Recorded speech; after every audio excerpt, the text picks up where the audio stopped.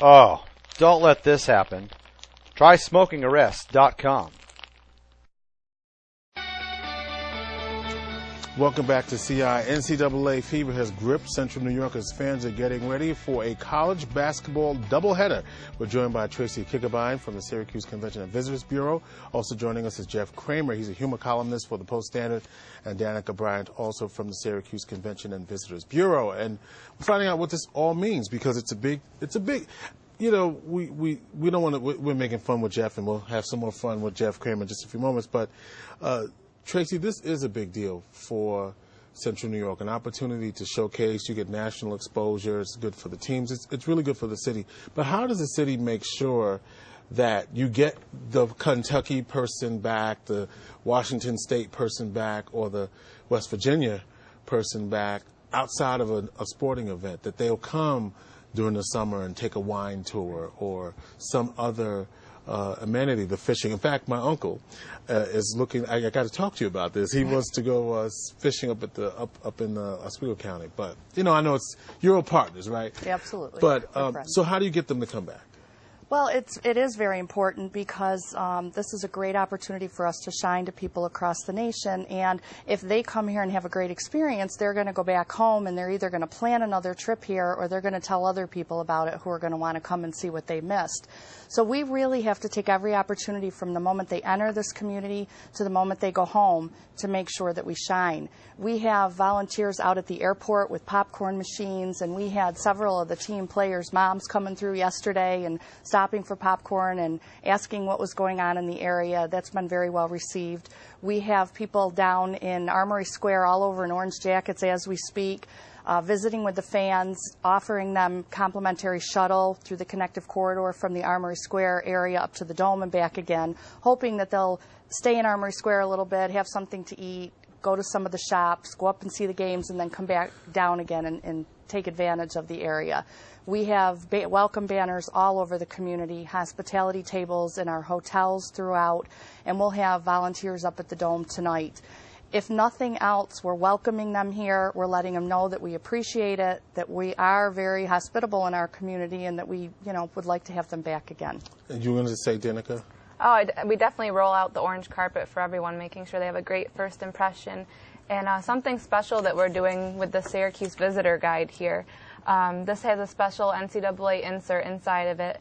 And inside you'll find this promotion here about texting, which is pretty cool. People can text the word DOME to 24587, and then they're signed up to receive constant, well, not constant, but every 2 to 3 hour text messages from the Syracuse Convention and Visitors Bureau. Just during the tournament? Or? Yep, during the tournament. Okay. So it started yesterday and will probably run through the end Saturday.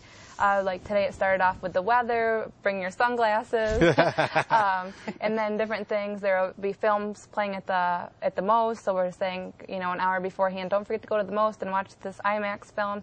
So just keeping people in the loop about all the fun things to see and do in Syracuse. And these visitors guys are all over the place. Yeah, they are all over the place. All right, now one of the things that we've had there was a headline in the Post-Standard this week about you can say this, you can't say that. We went on the street to find out how some of the businesses reacted to some of those restrictions and whether or not they thought it was too restrictive. We're busy, we're always busy, and we expect to be extremely busy tonight. We'll probably have to block the door off, it'll be so busy. We're doing okay. Well, we have the licensing for all the team shirts and the NCAA, so we have the licensing. So we're doing okay with it.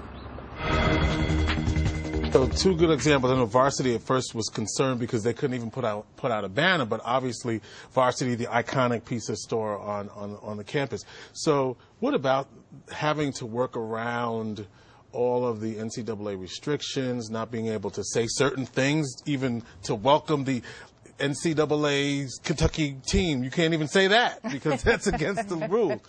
But it seems that some of the businesses have worked around that. Absolutely. We've had a long time to educate everyone. The NCAA has sent us what the restrictions are. And you can't even have a party. Can't make money on a party based on the games, right. But there are certainly plenty of things that we can do to welcome visitors. We've had to be a little more cautious than some other events we've done, but everybody's been really great about working with us and and we've got the welcome signs out there. All right, let me ask you, Jeff. You have wrote a column. There's a special insert in the Post-Standard today.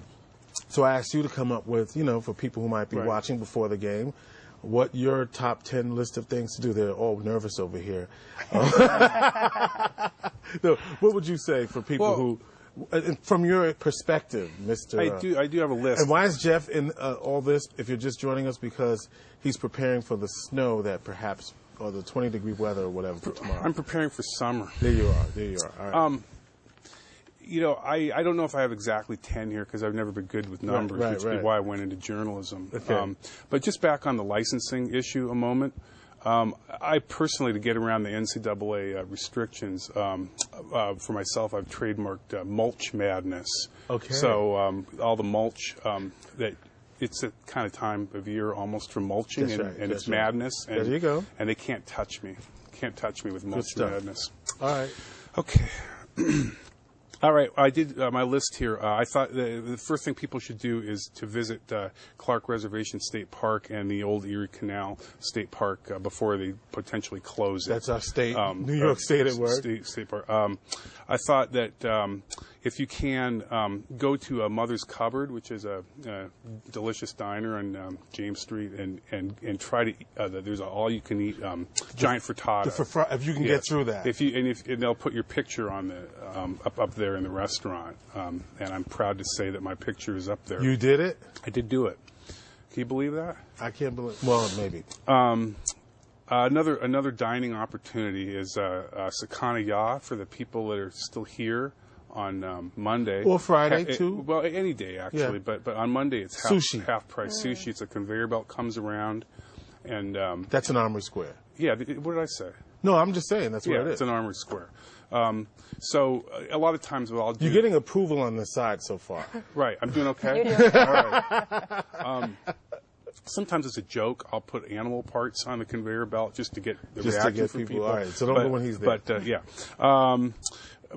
My favorite bar in town is Kelly's. It's like a second home for me. It's up on Onondaga Hill. It's a great neighborhood bar, but you can go in there and not feel like you're some like invader. Everybody knows your name. It is, and also Riley's too on the other side. Love those places. I would say stop by JT Junction, the model train store. That's right here. That's how. They moved. They used to be over here. Yeah. Well, anyway, you can. They're on Everett Boulevard. Can you just let me do this? Okay, I'm sorry. So it's my show. No. A lot of people here, I would say, 80-90% of the people occupy themselves during the winter months, which is from September to May, doing model railroading and slot car racing and that kind of thing. So you want to go there. Pascal's Liquor Square, that's another way that we occupy the winter months here. Chuck is usually stationed somewhere hidden up ahead, but he's watching you, and if you're confused about wine selection or something like that, he'll come down and help you. He always helps me, and the wine tip I have through him is that Merlot is back. Okay. Merlot's back in a big way. Okay. Go to the DeWitt Wegmans, our giant great store here. And that's an experience. And just to see it, some of us who go there a lot get a little bit, we're used to it. But if you really, the first time I saw it, it's really jaw-dropping place. And there's a lot of free samples on the weekends, too. They're loving you. I would say get up to Skinny Atlas and beautiful little town. You don't necessarily have to mention my name. That probably won't help you up there. But you can go up there, and I would say Syracuse Auto Color. That's my favorite collision repair shop. I use them. What do you call it? It's Syracuse Auto Color. Okay. Also on Erie Boulevard. If you get into a little bender. If you get into a little, a problem here, Greg and Brian will fix it right up for you, and they know all the tricks. And then finally, I would say give blood. That's one of the things I do to contribute and to. I just like the idea of just